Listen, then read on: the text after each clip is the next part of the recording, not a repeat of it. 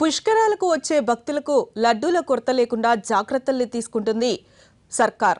పుష్కరాల నాటికి దాదాపు 20 లక్షల లడ్డూలను సిద్ధం చేయాలని నిర్ణయించింది. ఇందులో భాగంగా ఇప్పటికే రామాలయంలో లడ్డూల తయారీ కార్యక్రమాన్ని భారీ స్థాయిలో చేపట్టారు ఆలయ నిర్వాహకులు. ఇందుకోసం తానిషా కళ్యాణ మండపంలో తాత్కాలికంగా ఏర్పాట్లను చేశారు. రోజు తయారు చేసే లడ్డూ తయారీ కేంద్రాన్ని కూడా ఇక్కడికి మార్చేశారు.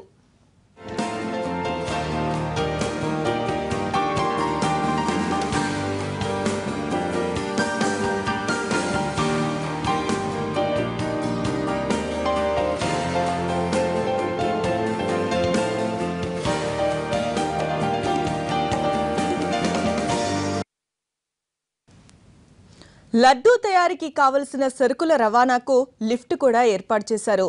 30 టన్నుల స్వచ్ఛమైన ఆవు నెయ్యి, 50 టన్నుల శనగపిండి, 3.5 టన్నుల జీడిపప్పు, 1000 టన్నుల పంచదార, 5 టన్నుల కిస్మిస్, 400 కిలోల యాలకులను ఇప్పటికే సిద్ధం చేశారు. లడ్డూ తయారీ కోసం అదనంగా 100 మంది సిబ్బందిని కేటాయించారు. వీటి కోసం 3 కోట్ల రూపాయల నిధుల్ని కేటాయించగా లడ్డూల విక్రయం ద్వారా మరొక 3 కోట్ల రూపాయల ఆదాయం వచ్చే అవకాశం ఉంది.